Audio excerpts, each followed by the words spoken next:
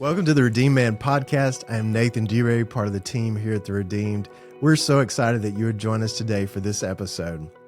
At The Redeemed, we're building a Christ-centered community of men where men don't just survive, but they thrive in their relationship with God and their relationship with others.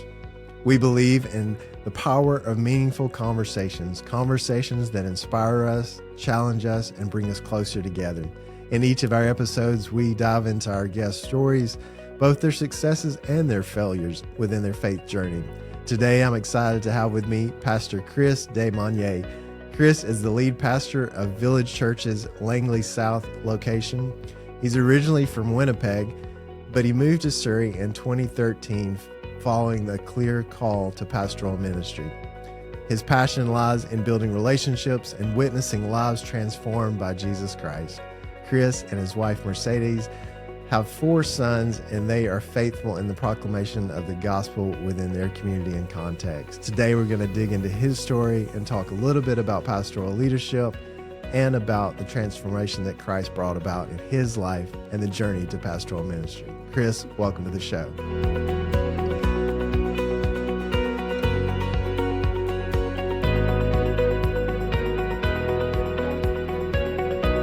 So excited to have you on this morning, Chris. I want to go back to 2012. How did you end up out there in British Columbia, and what was that journey like? Dude, that was, because we're from a place right in the center of Canada. It's called Winnipeg, right north of Michigan. And it's, I was a probation officer for the province of Manitoba there. And so I dealt with people after they had been like in the system. So if they've been incarcerated for a period of time, they're back in the community. And this is all important to the story because it was that in those moments when Jesus changed my life. And it was November 5th, 2012. At about 3 a.m, I don't know what I was doing awake, but definitely nothing good. All right. Like it was like I'd grown up in the church, but like my history, but I'd learned how to play a hypocritical game. All right. Like this was my background. So it's like I'd come in and I was involved in the church. I'd play bass on worship, but I'd still be able to smell the aroma of my breath from the night before, from the partying and things I was doing. And so it was November 5th, 2012. I was married. We had our first son. I had a great job. And this existential crisis like dropped into my life. And it was this question. It was like for the very first time I questioned my faith on my own. So it was like, what if God doesn't exist? What if eternity isn't real and you just die and cease to exist? And that thought, that nihilistic like thought, which is definitely even what I sway to in my doubts, is this nihilism, like this, man, there's nothing, it's purposeless, everything. That thought is what completely scared me into the idea of like having to deal with this question. And I didn't know who to turn to except for this one man. His name's Phil, and he's an incredible man, like lawyer, partner in a firm, brilliant mind. But he spent time and poured into me through something called beer and Bible study, which is just what it sounds like. It's like the best community group method you could think of, unless you struggle with it, then don't touch it. But like, it was like, literally we had our Bibles, we would read it, we'd eat chicken wings and drink beer together. And I called him at 3 a.m, and he picked up. And Phil's one of these guys where like he takes his phone and just throws it in his briefcase and it just dies. You know what I mean? It's not like he has it by his bedside. So it was just incredible that he woke up and he said, hey, I want to take you out for dinner the next day. The next day he sat down with me across the table at a diner, pulled out a Bible and said this. He said, Chris, do not get distracted from this question. This question of eternity, of who God is, it is the most important question you're ever going to take on. And then Phil was guiding me through that moment, encouraged me to start reading my Bible, which was the first time I actually did that for myself. Like I had read the Bible lots, but it was always because someone told me to, because like I needed to do something or prepare for something or show up for something. It was like all that. Like this was the first time it was just for me. And I tell you, man, it just hit different. Like the words of this thing, like the Bible just came to life and the Spirit of God was like moving. It's like you read like Nehemiah in the end of the prayer where he's like, oh my God, remember me for good. And I'm just like crying, saying, God, would that be my life for you? Would that be like my heart for you? And then from that place, everything changed. Like the Canadian justice system that I was working in is all about restorative justice. It's all about bringing somebody back to a place where they're thriving and in community and conventional lifestyles and supports. And in that moment, I asked my area director, I said, listen, this thing's changing my life. Could I bring this in my meetings? So think about this, Nate. People legally have to come see me, or I could send them back to prison. And I have my Bible open on my desk talking about Jesus. Love it. It is mind-boggling. And so It was the beginning, though, of a change. And this is where it comes into the call into ministry, because it's not that I never, I'm not that guy who's like, oh, I've never wanted to do pastoral ministry. I didn't really have an opinion on it. Like, I love the pastors in my life. They were awesome to me and my family, and they were kind and led us well and cared for us, and nothing weird or sketchy going on. But I got caught up in this idea of like, if this is changing my life and is actually the truth of Jesus and the hope for eternity and all these questions were real, well, then my life needed to change because of it. And so I went through a period of raw confession because I'd lived such a hypocritical life. I had like accountability. I had people in my life that I was lying to on a regular basis. I had things I was doing that I was trying to keep secret, or I had done that I was keeping secret.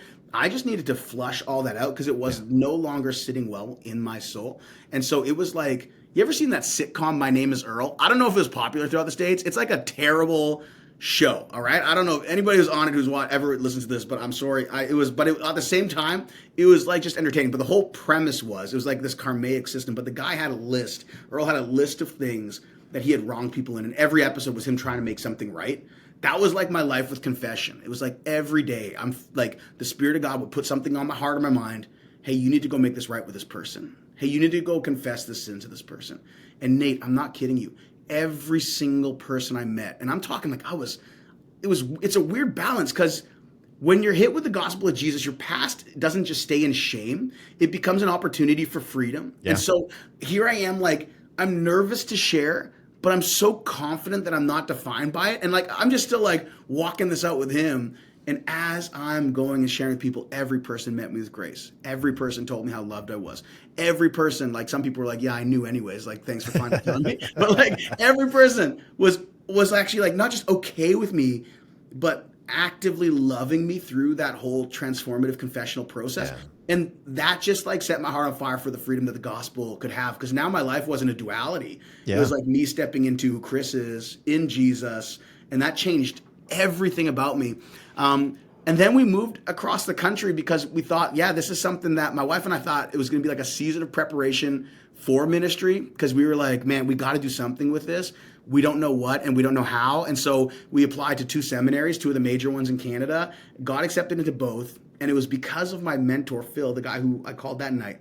His wife had a dream that we would move out to the West Coast. And then the Spirit of God, and listen, Nate, I'm not like, as you get to know me, I'm not a charismatic, like I didn't get raised in a charismatic circle.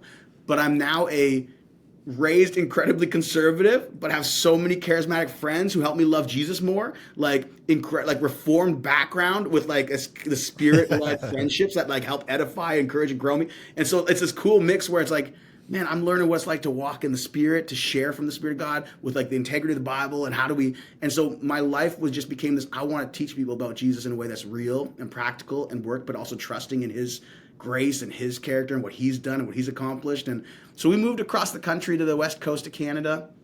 And that was almost 13 years ago, Nate, and we haven't looked back. Like, the Lord's done incredible things more than we could have anticipated. It's been so good. So I have to know, was Mercedes on the same wavelength right off the start, or was it was God working on her life, and how did that unfold as you guys, because I know whenever you're moving across the country, you both have to be on the same page, bro? Totally. And that was actually something that like Phil was like, Chris, if she's not called, you're not called. You are married, you are one flesh, like, and you can't coerce or manipulate, or it's literally got to be the Spirit of God. And so you're like excited about something, you're paying about. But here's the interesting thing about Mercedes. So my wife, she was raised in like a nominal Catholic home. All right. So, but I'm talking like religious Catholic to the point that her grandmother was raised by nuns. Okay. So we had like the sisters in our lives and stuff like that. Like we baptized our first 2 babies, like all this, like the Catholic faith was just part of her growing up. But they would only go on Easter and Christmas. And that was like their experience of their faith, except for saying we are Catholic and hold to these values. So very culturally Catholic. But the Catholicism in her life, she had something more than that she feels like was just the grace of God. Like she had this desire and this understanding and belief for Jesus. She would take her younger siblings to church, would like just walk them down to the church down the street because it was just church that was available. So she had this, but never had anybody discipling her. And so this is where it gets really interesting in the story. Because of that Catholic background, her family, probably in the kindest way I could say it possible, was not supportive of us even considering moving across the country for something religious. We had a great job. We had the first grandkid on both sides of the family. We were Extra living pressure. you know what I mean? Like all these things that they would not want us leaving for.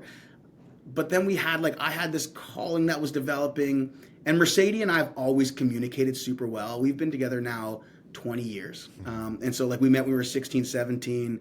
I sold tickets at a movie theater. She tore them. It was like God's match in heaven. You know what I mean? He just brought us in this place together. It was amazing. But she had like this faith in this relationship with Jesus beyond a discipleship in her life. And so that was really special. And so when we started dating, she started coming into the kind of like my church setting and stuff.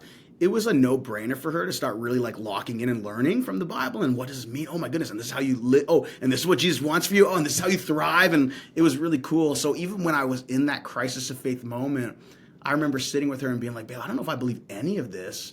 And she's like, are you dumb? Like, are you dumb? Like, of course God's like this girl who wasn't raised in any sort of a like religious home, but had an authentic relationship with him and a belief in him. And so when it came to this move, this is interesting too, like her family line goes right up the chain in Manitoba, like does not leave, does not move. But I remember one night we were on the couch and we were crying about it just because of the stress it was creating in our life. Like just this weird tension. I was definitely ahead of her in that moment. But our son Jacob was stirring in the other room. And so she like crying. And so she went to lay down with Jacob for a minute just to help calm him out. Because we like to like kind of co-sleep. We did that whole thing, you know, like, hey, we're close. We're not going to like leave him crying till he goes to sleep. We're going to, you know. And so she went in there and remember just sitting on the couch just praying, God, like, you're the same spirit in both of us. If you want this for us, Mercedes got to be on board. And I'm saying no unless she is. And I'm not going to push you. In the other room, she was having a moment with the spirit where she's like, should we even do this? And just felt like God gave her this vision of like, if we were to stay in Winnipeg, which was our home, it was just the same, like it felt so routine and similar. But then when she thought of like moving to the West Coast where we were considering, it was just color and adventure and light. And she came back into the room and said, Chris, God is calling us to do this. We have to go. And never again did we question if God was in this or not. The tension was gone. And so like, yeah, I'd encourage anybody who's like in a place where they feel a call and maybe their spouse doesn't. It's very like you are biblically like you are one flesh, like no longer two but one flesh. What God has joined together, let man not separate. Anything else, like in every way, marriage is a constant concession of grace to each other. But you have to be on the same page if you're going to move forward in these big life decisions, and not in a way where you can even leverage the Bible to be like, oh, I'm the head of the household. I'm going to put no. It's like, no, you guys, you're equalitarian in the purpose, and you have the same spirit living in you. So maybe consider before you make the decision, but as you're in the discernment process, like consistently praying with and for each other, allowing the Spirit of God to speak over your desires or decisions or things that you feel called into. Because I gotta tell you, calling's a tricky thing. It's hard to even describe. It's more, but sometimes we feel these compulsions that aren't God, or we feel these desires that aren't God, or directions that aren't God, or a godly person speaks into our life and we take it as God's voice, even though it's not. You have to be so careful. But one thing that I can be sure of, and I would counsel anybody in this would have been an incredibly hard journey if Mercedes wasn't on board in the same way. And not in a way that I coerced, but in a way that she could feel in the moments that it was hard or in the moments that it was lonely because we moved away from family, in the moments that we didn't have people to raise our kids alongside except for friends we were making. We adopted, like, or maybe they adopted us, but grandparents out here who would like take care of us, and we'd call when the babies were colicky and we weren't sure what to do. And we've had a community really warmly welcome and hug us and wrap us up in love and all of that and practically help care for us. But man, like if the Spirit of God wasn't the one compelling and convicting Mercedes of the move, it would have been impossible for us to do this well. And so good, Chris. That is, I mean, just yesterday studying on something I'm teaching on and thinking about, it says, you know, whatever we do, we're to do it as unto the Lord. And then even going back to Joshua, it says, as for me and my house, we will serve the Lord. When you put it as serving the Lord and your spouse is serving the Lord and it's a calling from God, it's not about pleasing Chris. Yeah. It's not about, you know, whether or not you're happy with it. This is what God has called me to, and I want God to be delighted in what I'm doing. And if we put that first and foremost in our decisions, then, like you said, you're united, and there's nothing going to stop or discourage your wife because she believes God's called her, not your calling. So, so good. Mm-hmm. Yeah, there's lots of things along the way that are just like difficult And it can't be like, you brought us here. Like, that's the worst thing. You know what I mean? Like, no, it's got to be like, no, God brought us here, and He has us, and He's with us, and yeah, it's much better to walk it exactly like you just stated. Like, it's for Him, an audience. Well, it's the key in marriage. I mean, if you go into marriage and saying, well, if they're doing this or they're doing that, then you're not going to make it very far. But if you're going into it, God's called me to this, and this is what I believe God wants, then there's so much peace no matter what that other person does or their response to the relationship. And there's freedom in that. And, absolutely. When we live that way, it makes such a difference. Well, you're out there now, West Coast. You started out as a receptionist at the church. Talk a little bit about that, because when people hear your story, they're like, wow, this is crazy what God's doing. But then that journey from serving in a role that most pastors don't start in to now being a pastor, what was that like, and what did you learn in that season?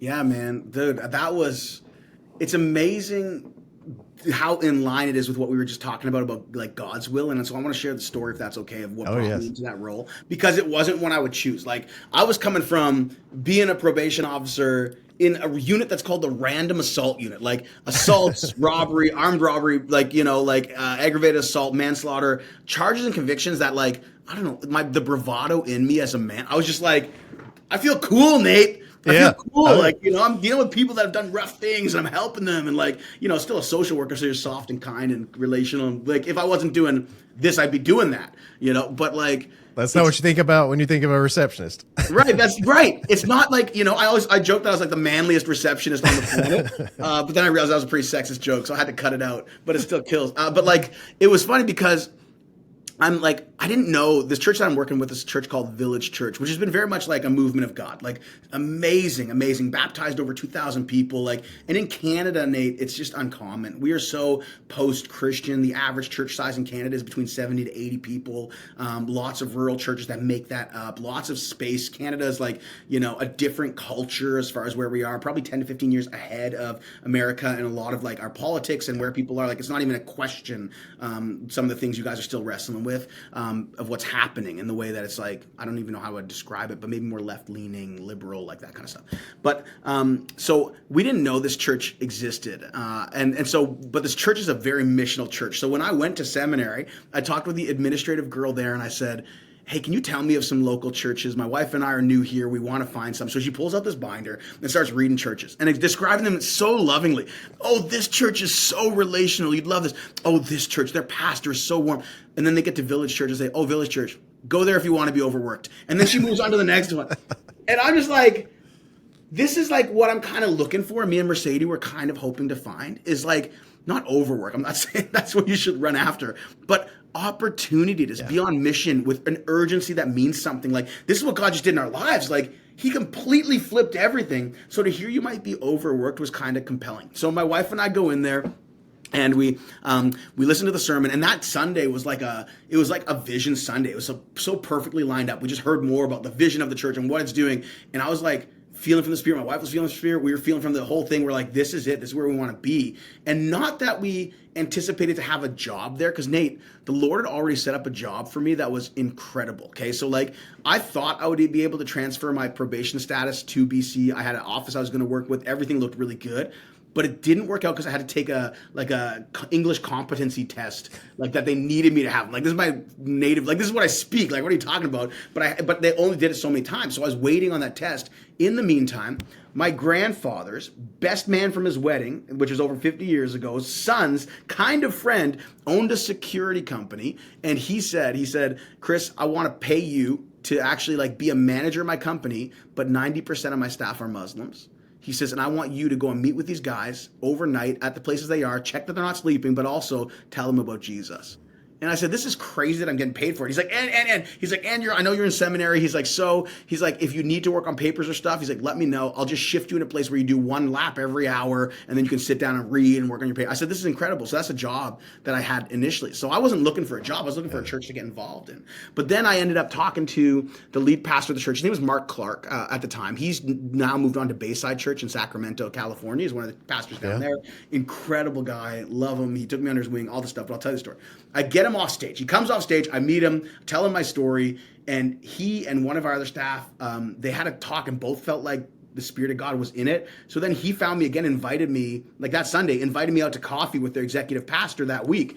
So I sit down with them, and at this little coffee shop with like people sitting all around, they're grilling me on everything. Like my history with Jesus, my history in life, my sexual history, like how are you addicted to porn, like all this stuff. Like they're just grilling me. I'm like, this is the craziest meetup I've ever had. But I'm just being honest because I just gone through the most incredible confessional moment. Like authenticity just became like breath. You know what I mean? It's like, oh, you want to know that? Sure. Here's my, like no shame. It was like, I use this now even for the men's stuff I lead, or how like I want to normalize brokenness in people's lives so they're not afraid to be broken. It's like, oh, usually when someone shares authentically, more people share in that space. And so like I was just doing that. I was just sharing from where I was at.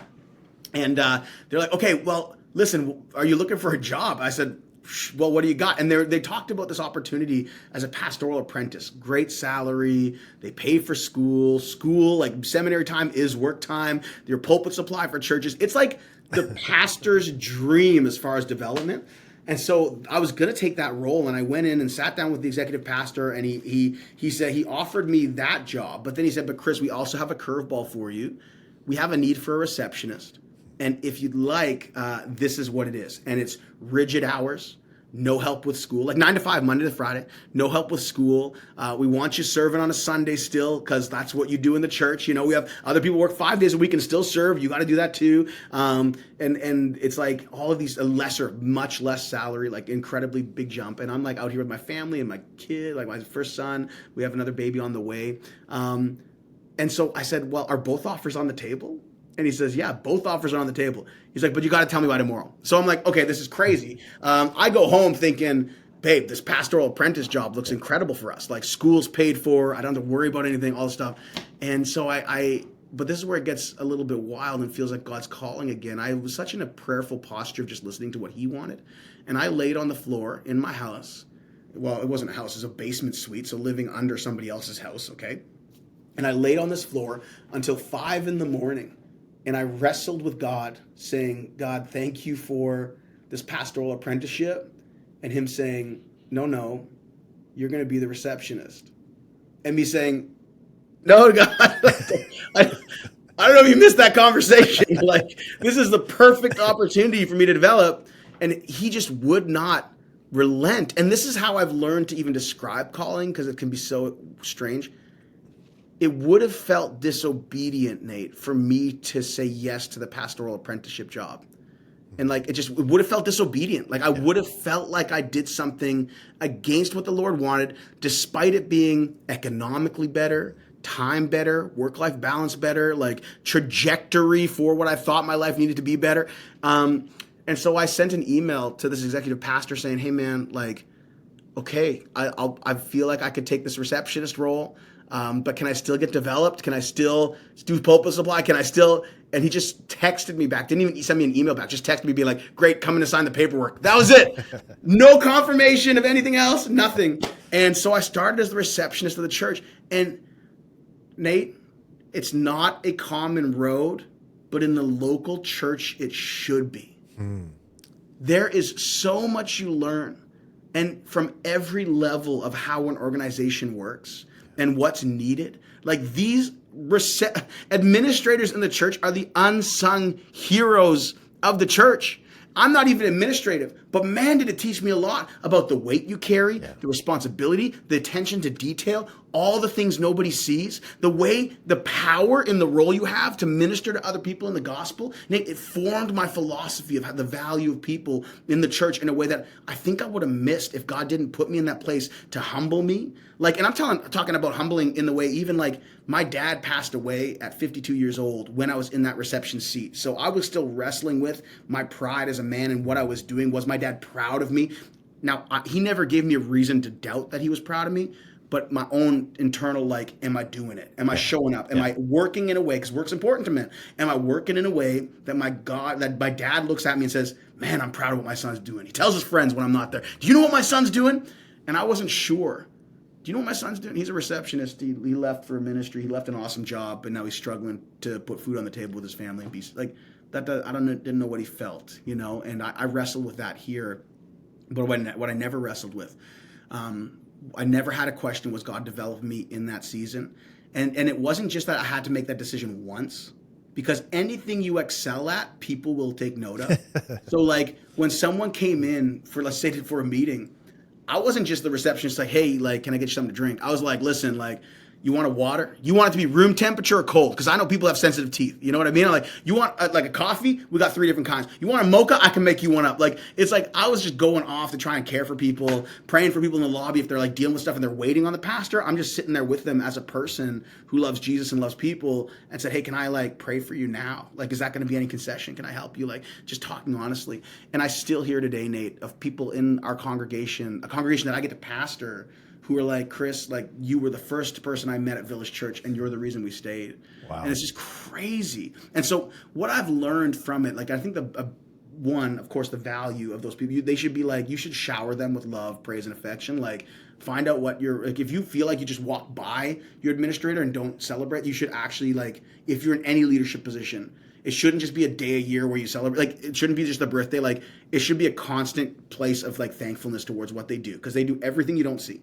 And then the second thing, I learned like what it meant to actually humbly do ministry where it only mattered what Jesus thought of you.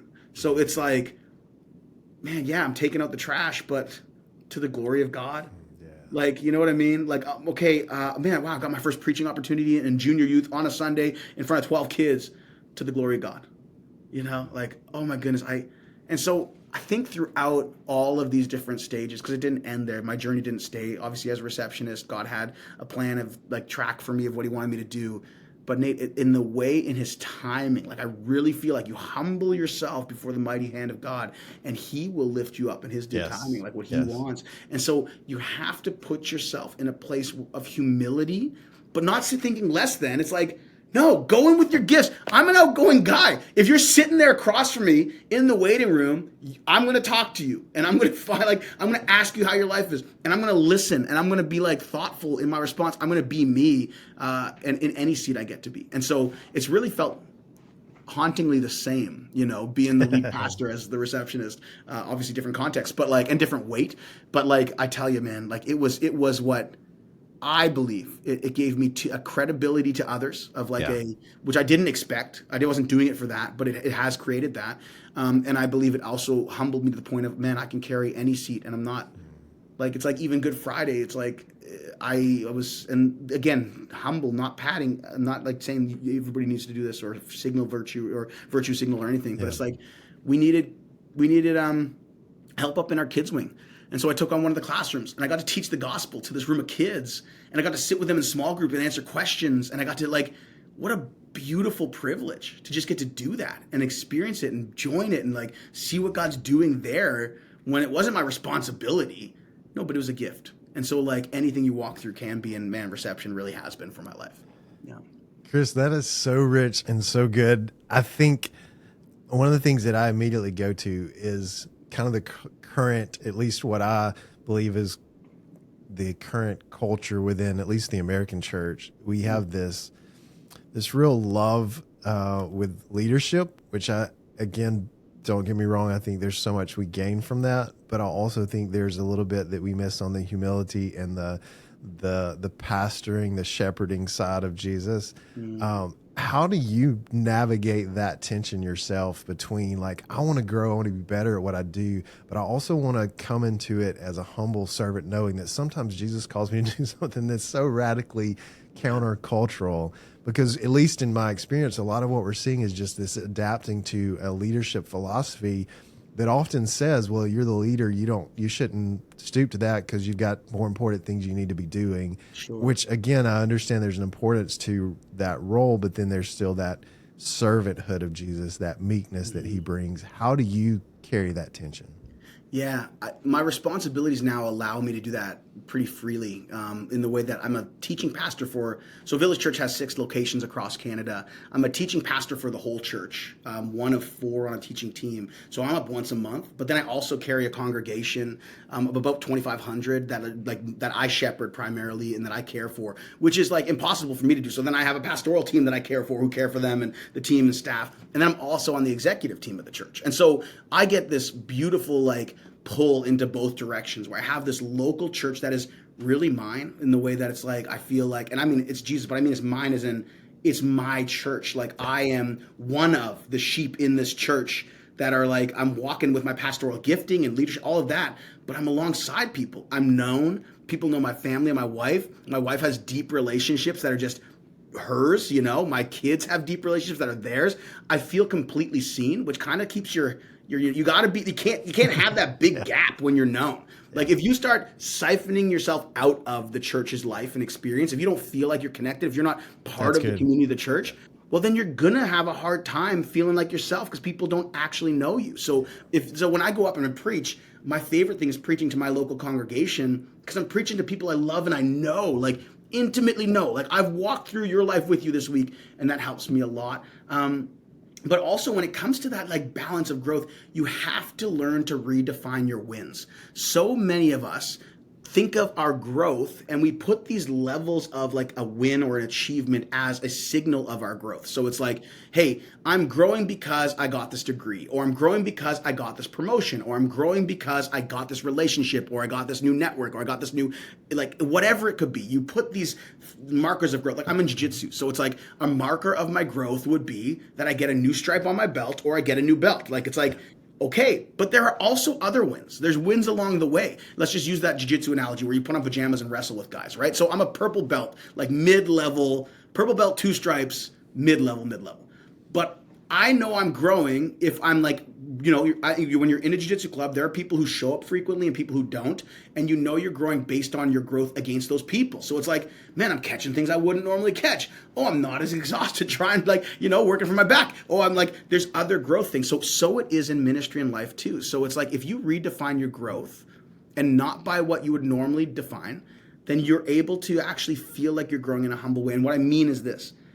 Let's say I don't get a promotion or a raise or I don't get a certain accolade for my year. Does it feel like I haven't grown? Or can I look over the net of that year and say, oh man, the Lord, you've been growing me in my patience with my kids. Whoa, I bought a box for my phone that I used to use as an excuse to keep, you know, that my wife only has the code to. And I learned that I am not strong enough to just put my phone down and leave it. Like I just keep getting drawn back to it. So now I put that phone in the box and my wife locks it. And like she doesn't tell me when it goes in. I'm like, babe, I'm put my phone in the box. She's like, all right, cool, locks it. And now that I just grew in my presence with my kids. I grew in my ability to be free from that. Yeah. Oh man, like I'm like, it could be anything that you're walking. I'm hoping to read through the whole Bible this year. It's like, okay, well, wow, I got through most of the Old Testament. I'm growing. Why? Because I know I can fly through the New Testament, but I always get locked up. And like, so it's like, okay, so they're different wins. They're wins that are a little bit more like balanced, a little bit more like quiet wins, things that are my own. Oh man, my wife and I feel really close. So you're just measuring differently. And so humility allows you to take everything as that opportunity to grow and win. It's almost like, you know, how Alexander Volkanovski in the latest UFC, he goes up afterwards and he says, adversity is a gift. It's a privilege to have adversity. And I'm like, yeah, kind of. Like it really is, you know, like, and you can find growth in those hard seasons. So you might have lost a job, but growth wasn't where you defined yourself as your, you know, in your business or in your workplace. Growth was in how you found yourself to still be content in the midst of significant change. You know, growth was you finding a new track of life where you realize that we weren't just boxed into one place and Jesus walks with you through everything. Oh man, like something significant hit you in your health, and growth is like you being content or even learning to find peace in the midst of your own mortality, where it's like, oh, I find myself to be okay. Growth could be like, because you as a man, maybe you're actively wanting to run after things and you're always busy. You like to keep busy. You love to keep active. It's really hard for you to sit with your wife. Growth might be, you know what, I actually really paid attention and sat and stayed. Like this year I made margin for that. I golfed less and spent more time with my kids. It's like, so I think redefining those wins is important. And I think that helps you stay humble. So much wisdom on growth. I think all of us could apply that and look back at our previous time different. I mean, I think it's, like you said, so easy to base it on what achievement, but versus looking back and seeing that process of change in our life. You mentioned earlier, which I think is something I'd like to pull out. of the growth you're wanting men to see in normalizing brokenness. Yeah, totally. For us as a ministry, one of the things that we believe wholehearted is that we're going to be healthy as guys if we learn to say, this is really who I am and this is really what I'm going through, that authenticity. And for men, that seems to be such a stretch oftentimes. Yeah. What have you done as a pastor, but then just even in your own personal life among relationships? How do you create that normalcy of brokenness without what some fear going, oh, well, then people are going to think it's okay to stay in their sin or to live that way? How do you create that atmosphere of, hey, it's okay to show I've got a mess inside, but I'm still pursuing Jesus? Yeah, I think a big piece is you can share your brokenness, but also share the steps of what God is doing in your life and what you're doing to meet him in that, like where he's calling you. I'll give you an example from last week. Like last week, I poured all the alcohol in my house down the drain. And I did it because that week, my wife had said to me, as we were going to bed, she said, Chris, I just noticed you've had a drink every day this week. And I just thought to myself, like, you're right. I've been so busy. I've been running it out. And it's like, so I was like, I don't want this to be a thing where I'm using it to expedite my rest is what I was doing. I was like, end of a day, like right now, bro, I'm coaching 2 of my kids' soccer teams because they need an extra one. I love doing it, but having soccer Monday, Tuesday, Wednesday, Thursday, 2 games Saturday, when you're a pastor, like, it's just like and I have 4 kids, not just 2. So I'm trying to spend time with everything. I have a beautiful wife I love. It's like, I was just expediting rest with a drink at the end of the day. And I know it sounds dramatic, but I was being real. It's like, this can become a problem. So why not eliminate it so I don't have to worry about it? And so this is like, and I don't mind talking about, I'm a pastor. Like, what, your pastor drink? Yeah, your pastor has a problem. You know what? I don't want to. So pouring it down the drain, and a couple of them were nice bottles, but it's like, I'm getting rid of it because and so I'm not just sharing my brokenness in that I'm sharing like, wow, like I see a propensity in myself to be inclined to using alcohol in a place where Jesus and the Holy Spirit and time with him and presence and just even like healthy practice should be the thing. And then it's like, but I'm also sharing, but I did something to take a step in my walk with Christ. So even pastoring, it's like there's a balance. You can't just go up there and be like, oh man, like I'm so broken or I'm dealing with things. Like you can share these things, but also share a solution that someone who says, wow, I identify with that, doesn't then say, oh man, is it hopeless? No, they say, that's a great idea. Yeah. Oh, I've been struggling with my presence with my family. I've realized that I use pastoral placement and position as a reason that I need to always have my phone on me in case something happens. But then it's not great for my family. So what do? I legit go on Amazon, buy a blacked out lockbox, and now for hours at a time, I will put my phone in a box and have my wife lock it. And it's amazing what happens to you, Nate, when you realize you can't touch it. The freedom you have to be bored, the freedom you have to play Lego or to play, Battleship for the 100th time, or like this little ice-breaking game that my 4-year-old loves to play with a penguin on top. Like, it's like you're just playing these, like you're hanging out in a hammock with your kids in the sun. You're going for a walk. You're biking to a coffee shop.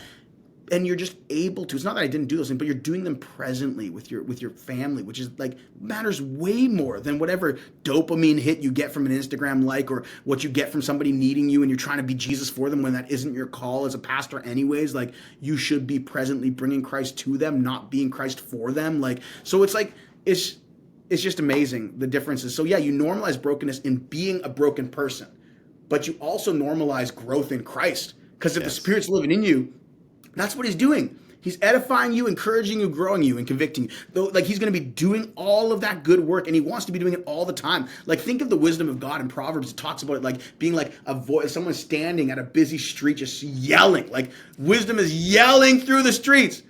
Man, we got to just turn ourselves into that. We have to be willing to know that there are steps we can take. Proverbs is such a practical book. I was reading it this morning. It's like all of this stuff is like, there's practical things that you have to also do in your brokenness so we don't stay there. And so one thing though I find too, Nate, like, and I kind of mentioned this, but we do it with our men's group. So we have a men's gathering tomorrow.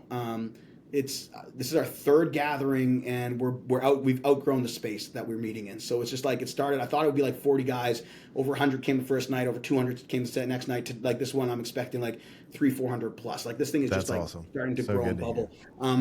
But one of the things we'll do is we will spend time, and I make it very clear, like we go deep quick, like we are not here with our egos, all this stuff. And this is stuff I learned from my friend Brad Lomenick. Like he's just such a great facilitator of spaces for people.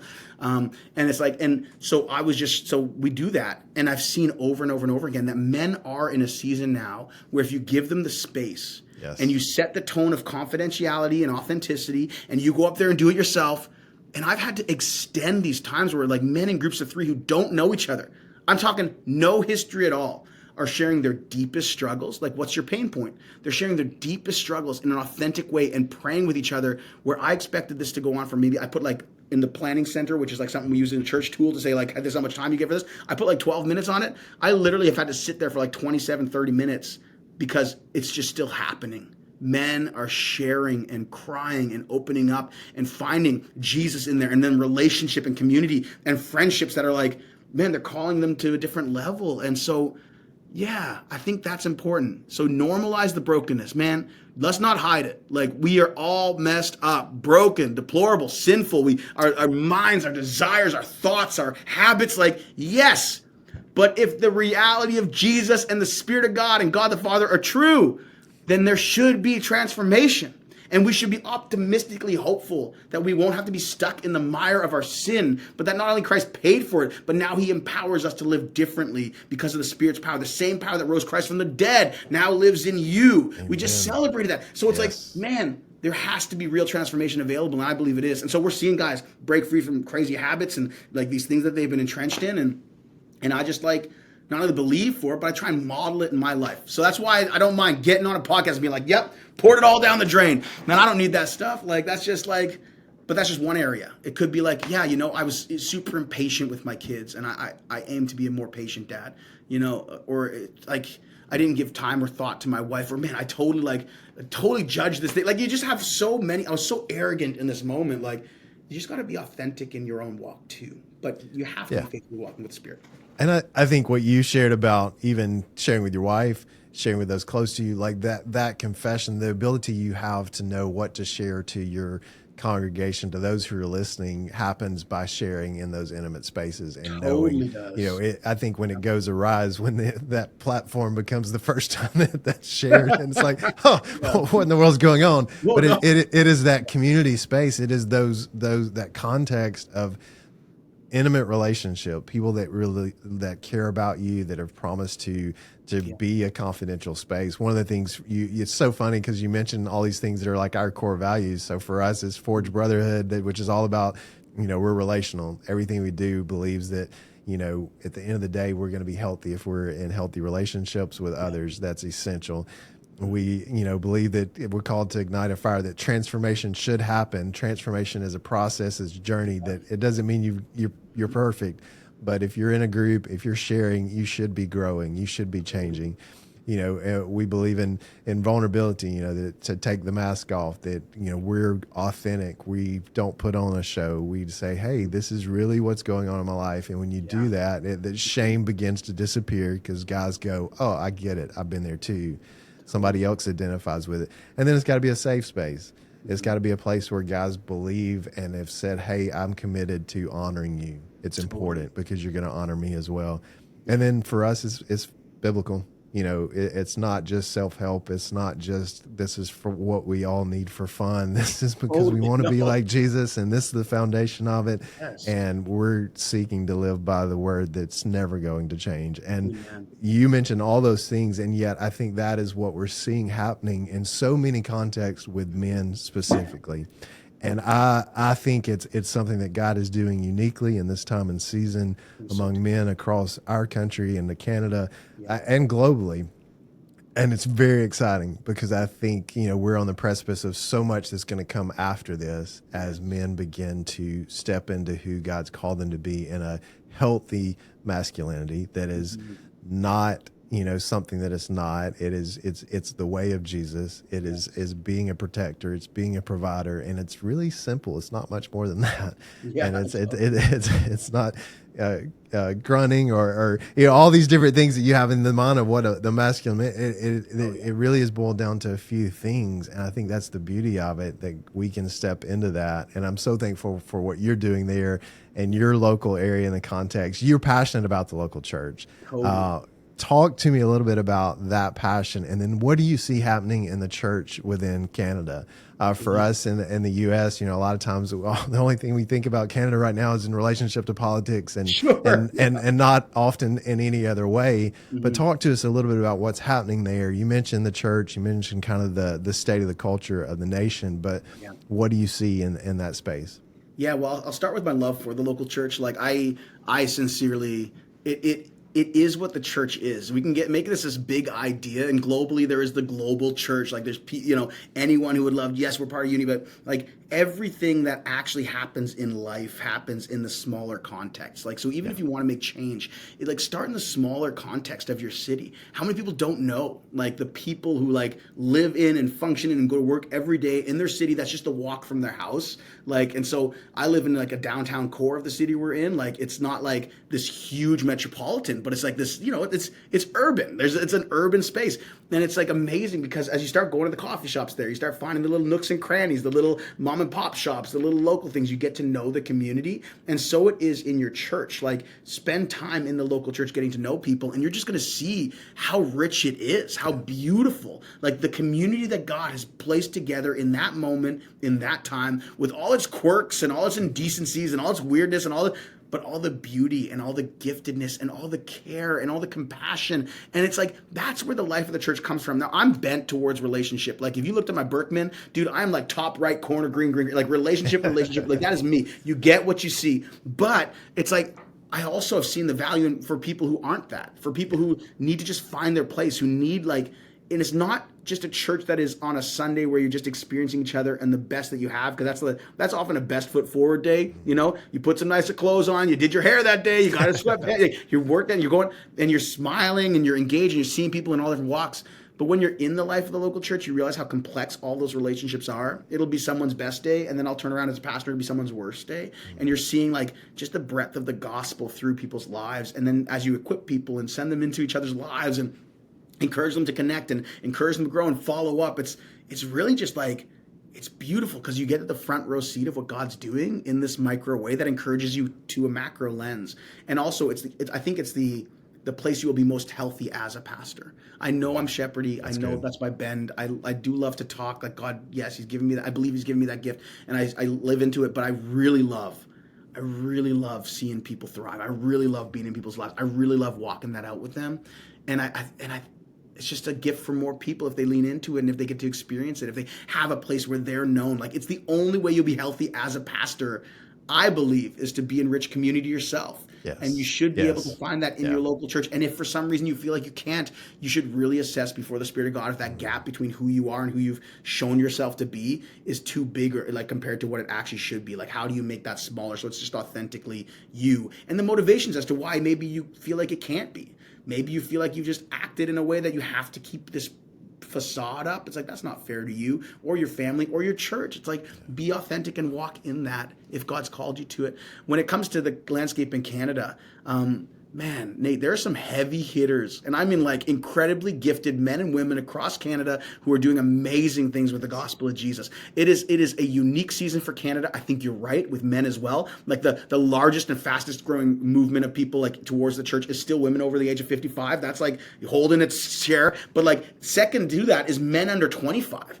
And so when I think of like where the church could be, and like you're saying, this next wave of what God's doing, and I think it's common, like young men are like, there's this huge spike and a resurgence and like gospel-centered clarity and biblical understanding, and we see the growth in like Bible sales and stuff. Like Ed Stetzer was just talking on Exponential like this morning about like how like, man, like 22% increase in Bible sales, all this stuff's happening. But if there isn't a group of men, I'm just going to talk men specific because this is what we're on.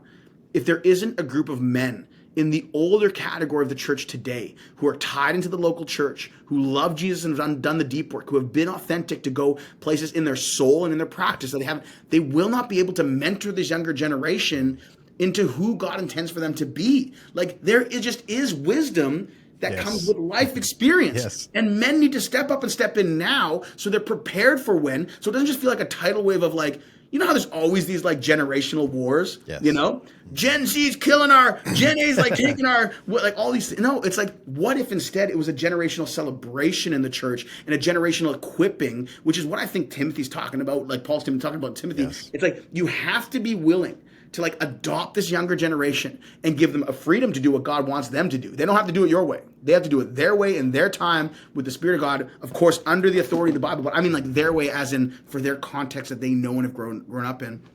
And I think we're usually like 5 years too late on that, maybe even like more. But it's like we have to give them power, but we also have to give them guidance and wisdom. A lot of encouragement, the things you needed as a young man. You know, someone who believed in you, someone who was for you, someone who was honest with you, but patient with you, someone who you knew that their love and care for you did not depend on your performance. Because that's what the rest of the world says. It's how you perform. And then, you know, no, like I actually still enjoy you and for you and with you. I like believe that even when you've screwed up. Because that's the gospel of Jesus in practice. Yes. And so that's what the church needs. So in Canada, it's a unique context, but God is placing and equipping and building these amazing movements. And so the story of Village I said was uncommon, I believe is getting less uncommon. Like there are just like these amazing churches, amazing things happening all across Canada. It is a small community in the way that you kind of know everybody. Like it's like, but I think the church has a little bit of that anyways, where it's like, hey, and this is what I'm so most excited about. There are less and less boundaries and borders between churches. Like people are really leaning in together. We're seeing like services, like Good Friday services, like where it's like the churches of the whole city get together and do it together. Like prayer is being like elevated as not just a value, but like a practice that people are doing consistently and faithfully and building this culture of prayer into their churches. It's not like, I think it's just this really beautiful season of like church unity around the things that we all do well together, not without its complexities, because everybody's got an agenda sometimes. But like, you know, it's not always clean, but it's powerful in the way it's like, man, nobody's trashing each other. It's a lot of behind the scenes. Like when you're talking about other churches, the number one thing I'm hearing is encouragement. And that's the real stuff. Like secondhand, it's not just to their face where it's like, oh, you're doing a great job. No, behind the scenes. Wow, did you see how they're loving on their community? Did you see what they did around like Easter and how they're doing that? Did you see how clear, man, that preacher was on this like point? I can't imagine how hard that would have been to preach. Like, can you? I mean, it's amazing. And so one thing though that people can be praying for the church in Canada about would be like, we're in an election cycle right now. So I think this could probably be aired after we're done the election cycle. But like, just be praying for the churches in that, because it is a wild political time. And I think sometimes people lose the gospel in light of politics. So that can be a real trap that people fall into. And not to say that politics aren't important and the things that we talk about aren't, of course they are. But man, should our lives as Christians be known more about the good news of what Jesus has done than the good hope of whatever political leader or party could take action. I just hope that people hear from the church Jesus gospel and not somebody else's. So good. I think just recently been on my mind a lot, just the early church, and you know, when we really dig into where they were, it can change our perspective on how we look at politics. Again, community engagement, super important, being involved. But when you look at the context in which Christians were living and making a difference, I think at that time they really didn't think there was going to be a lot of change in politics, or at least in their situation, at least for a while, until maybe somebody died or was killed. And so it was a unique season, and yet the church flourished. The church lived out the gospel, and that's what, you know, just praying that the church does, and not get so engulfed in that it blurs lines between what the church is and what government is. Totally. But love what I hear is happening there in Canada. We have several guys that are part of our community across Canada, and amazing. It's just encouraging to see that the local church is growing. The local church is healthy in so many different places around our globe, and I'm excited to see what God is continuing to build, continuing to move forward by the power of His Holy Spirit and work of pastors like you guys that are faithful to preach the gospel day in and day out. Speaking of that, you're sitting down across from a guy and you're explaining what redemption means to you. How would you put it? Yeah, man. Well, I love when there, I can't remember who said it. If you had an hour with a person, listen for 55 minutes and then preach the gospel for the last 5. I just think that's so important because here it is. It's for every man, woman, child on the planet. It's the good news of what Jesus Christ has accomplished in his love for you. So if I'm talking about, like, say someone is talking about relationship and they're trying to make something else up, like they're like talking about what they think could fulfill them, or talking about things that excite them, or they're talking about things that they lean into. I had a friend who just recently gave his life to Jesus. But let me tell you why this is important to answer your question, because I want it to be contextual. He asked me this question, okay? Nate, he said, can I smoke pot? Can I still smoke pot? I said, well, what are you using the pot for? He says, you know what helps with my anxiety, that. I said, listen, man, I think with this relationship with Christ, knowing what he has secured for you, not just for eternity, but how the Spirit lives in you today, that like God actually wants you to be free from the binds of everything, free from thinking you need marijuana every day just to have that anxiety ridden. Like the Bible says, it's going to give you a peace beyond all understanding, like beyond the context of the things that you're dealing with. God can give you a peace. I said, so what if you just took a couple nights and just tried that? What if we did these practices of prayer? We leaned into reading, or like just these disciplines that help you get in line with Jesus. I think that could be really special. And then you walk with them. And so when I'm thinking even about the gospel, of course, man, you got to talk about Jesus and what he's done. That is the heart of the gospel, is the good news of God, that God had a plan for redemption, to restore humankind to him, that Jesus submitted to the Father's plan and came to earth, lived a perfect life. I mean, I could go through the gospel with you. Died in our place, rose for our salvation, paid for sin in full, sent the Spirit to live in us. But then when you're talking with a person, it's how do you nuance and make the gospel sweet to them? How do you make it so that this man who's learning about Jesus feels that the gospel applies in the addiction he has to pot? Like, he's just built his life around it. Well, I'm trying to teach him to build his life around Jesus instead. And it could be anything. Oh man, work was so tough. Why? Well, because I feel like I wasn't respected. Why? Because can I just share with you how, like, man, how much Jesus loves you, and how that, like, you can be bulletproof in the face of anything you're walking through. So you don't have to front in your workplace, because you can go home at the end of the day knowing you're loved by the God who created you and knows every broken piece of your life. Oh man, I just feel like I'm not doing well with my kids. And can I tell you about the gospel of grace in the midst of growth? Like, yeah, you should learn to not yell at your kids. Oh man, it's crazy that you got so quick there and you ran to that. But can I tell you about, like, the love that Jesus has for you, and what the power in even apologizing to your kids and asking for their forgiveness? The same way God forgives you, just watch how your kids will. Man, they just love so easily. Man, they just forgive so well. It's like, let me walk you through that.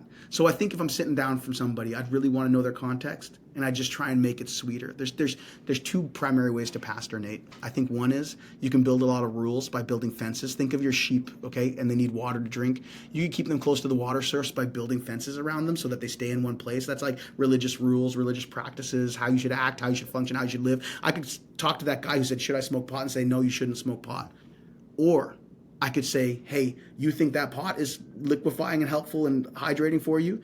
But instead of building a fence, let me just show you where the water is. Like, hey, Jesus is so much better than anything else you could possibly imagine or have. He's going to be with you and walk with you and care. And it's not just, I'm not just like preaching this, like, no, because we serve an active living God who will meet my friend in those moments. And so I don't need to build a fence of rules. I don't need to lead with that. I need to say, hey, bro, here's the water. Come drink.